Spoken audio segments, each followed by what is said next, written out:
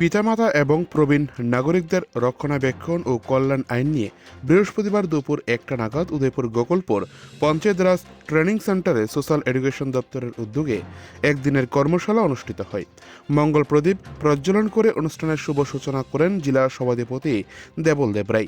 এছাড়া অনুষ্ঠানে ছিলেন পৌর চেয়ারম্যান শীতল চন্দ্র মজুমদার, মহকুমা শাসক ত্রিদীপ সরকার সহ প্রমুখ।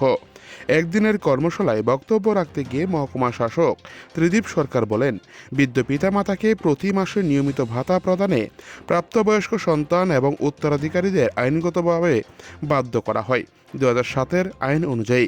এছাড়া একজন প্রবীণ নাগরিককে যে কোনো স্থানে পরিত্যাগ বেআইনি এই আইনের দ্বারা 24 অনুসারে নির্দিষ্ট মেয়াদ কারাদণ্ডের বিধান রয়েছে।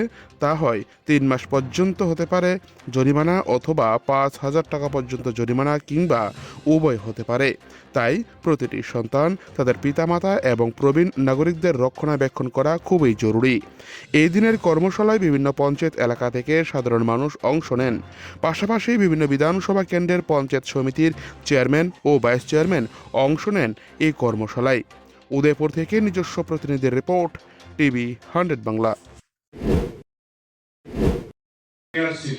সিনিয়র সিটিজেন বলতে আমরা জানি যে 60 বছর ঊর্ধ্ব যারা, তারাই সিনিয়র সিটিজেন। সিনিয়র সিটিজেনের মধ্যে পিতামাতা এই আইনের আওতায় থাকবে, পিতামাতা থাকবে, এবং যারা সন্তান নাই, যারা অ্যাডপ্টেড সন্তান নেন, তাদের ক্ষেত্রেও সেম আইন, তাদের অ্যাডপ্টেড সন্তানরা সেম আইনটা ফলো করবে। এছাড়া কিছু কিছু পরিবার দেখা যায়, আপনারা দেখবেন যে হয়তো এদের সন্তানাদি নেই, অ্যাডপ্টেড নেই, তার নিকট আত্মীয় নেক্সট কিন যে থাকে, তার উত্তরাধিকারী যে আসে, তারই কিন্তু এই দায়িত্বটা নিতে হবে। এই আইনটা কি? এই আইনটা সিনিয়র সিটিজেনের কতগুলি রাইট আছে। সিনিয়র সিটিজেন রাইট, আমরা যেমন সংবিধানের অনুযায়ী আমাদের সিটিজেন রাইট, সিটিজেন ডিউটি আছে, সেরকম আইনটাকে তৈরি করা হয়েছে। সিনিয়র সিটিজেন যারা, বয়স্ক লোক যারা আছেন, তাদের কিছু অধিকার আছে।